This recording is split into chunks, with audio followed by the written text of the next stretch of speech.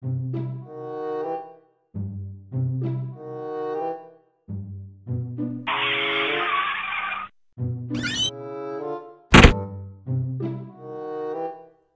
boy, I hate buying anything at these middle-of-nowhere independent gas stations.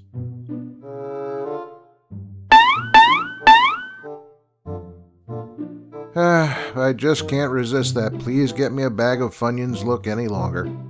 Be right back, sweetie.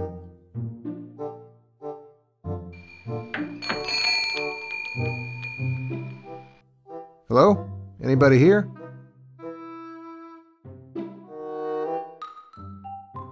Yeah, these places are usually staffed by some suspicious-looking character in greasy overalls with a bad attitude. I wonder where he is.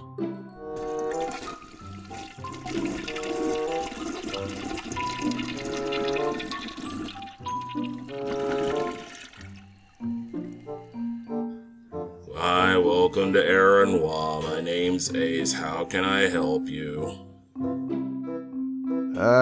Ace. Okay. You got any Funyuns here? Nah, all we got here is books on Jesus not existing. You want some of them? We got a sale. 6 copies of Carriers on the Historicity of Jesus for 99 cents. No thanks. That would be badly overpriced. But say, do you get many customers out here on the fringe for this stuff? Oh, a few now and then. Mostly I keep up the business with our other location, where we keep the dinosaur bones. This one's kinda slow, though. Yeah, I can understand why. Don't you know the idea that Jesus didn't even exist is abject lunacy? Hey man, don't knock it. I saw an article in Inquisitor today wherein someone read through 126 historic documents from 1st century Israel, written by people who should have known about Jesus yet never heard of him. First of all, no. All 126 of those documents are not from the 1st century, and very few are from Israel. Second, whoever that someone was, they certainly weren't scholars or historians. And last, this has been done before with a guy named Remsburg back in the 19th century, although he never reached as high as 126. Here, check this out.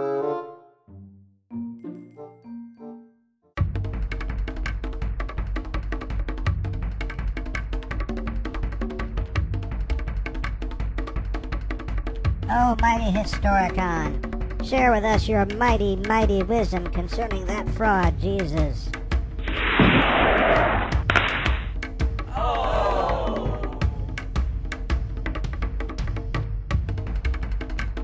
Oh, brother.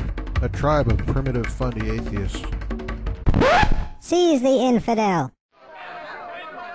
What the... Alright, my ears are clean enough.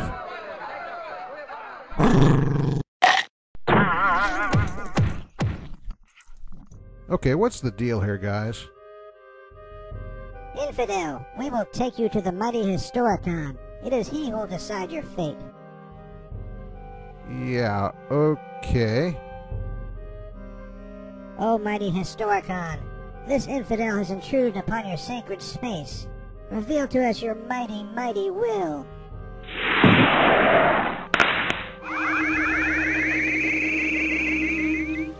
So, it is James Patrick Holding. Oh, you know me, huh? The mighty Historicon sees and knows all. Because you have intruded on my sacred space and disturbed my followers, the penalty is death. Unless you join our side. Well, if you know me like you say you do, then you also know the drill. Give me your best evidence, and if it works, I'll change my mind and join up, no problem. Very well. The quickest way to divest you of your delusions is this.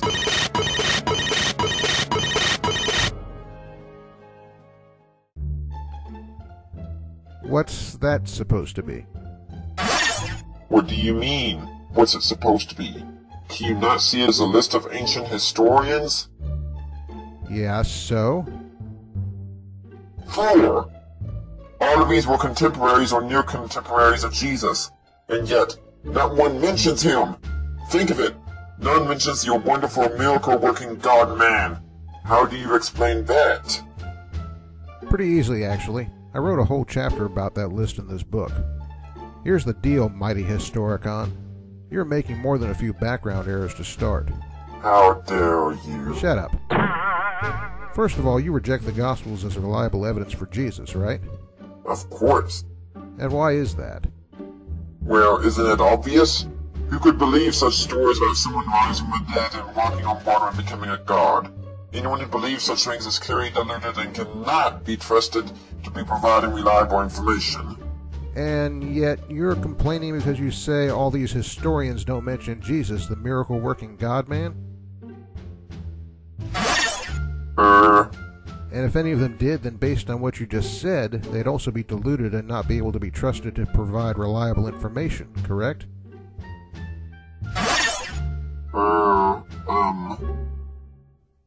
Here's the thing, mighty Historicon.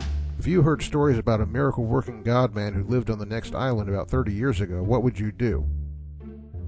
I would consider such stories nonsense. You wouldn't send one of your friends here to investigate? Bah! Of course not. Precisely. You'd dismiss it without looking into it. Well, the typical historian of that day would feel the same way about any stories they heard about Jesus, even if they happen to be true. They just dismiss them. Poof. End of story. He was executed as a criminal. He was a poor peasant artisan with a super low honor rating. He associated with people who also had low honor ratings. And he didn't cause Rome to do so much as scramble a single soldier. So, they'd have as much reason in their minds as you would to just dismiss any stories about him, and to not say a word about him in their histories. Oh, come now. Surely at least one of these would have said something. Yeah, right. Let me tell you a little something about your list. First of all, there's a few people on there who did mention Jesus.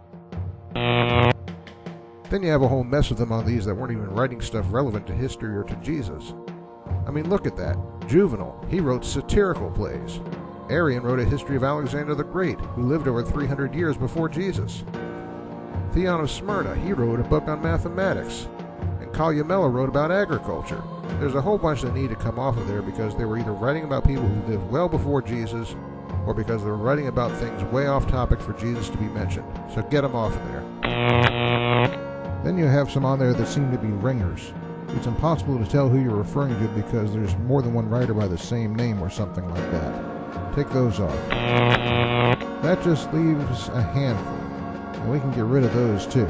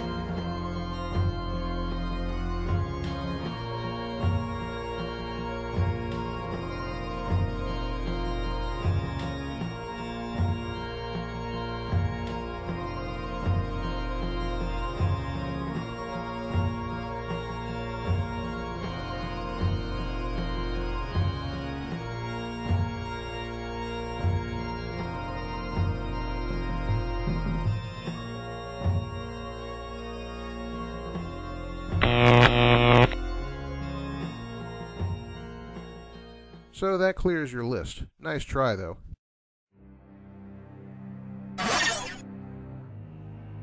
Why, you pathetic little apologist. I'll have your head for that.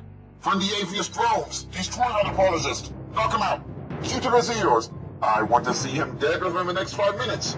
And autograph Richard Carrier book for a man who... Hey, wait a second. You there. Hey, notice the man behind the curtain. The great and mighty Historicon has spoken. Sorry. Hey, wait a minute. You're John Remsburg. Yeah, and what do you want to make of it? Sheesh, you're like over 200 years old now, aren't you? People still use my list, don't they? Yeah, but they really screw up when they use it.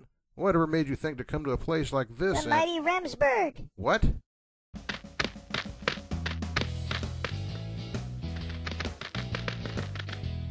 Share with us your wisdom, O mighty Remsburg. Tell us how we may be saved from religious delusion. You know, Coco, it never ceases to amaze me how these fundy atheists think that 18th and 19th century popularizing skeptics with no serious academic credentials deserve a hearing on stuff like this. I wonder if any more of those weirdos from back then are still around. Halt! How dare you trespass on the sacred ground of the mighty Ingersoll? Oh boy, here we go again.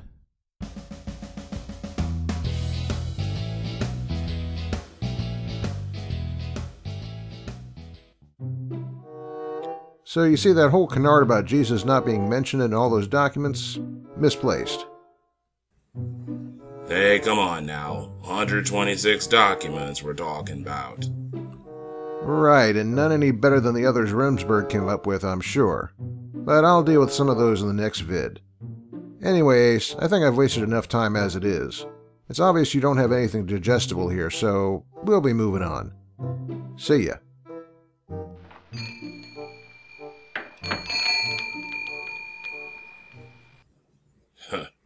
Nothing digestible here.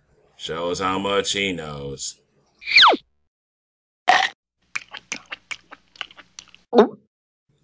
As far as I'm concerned, this stuff is friggin' delicious.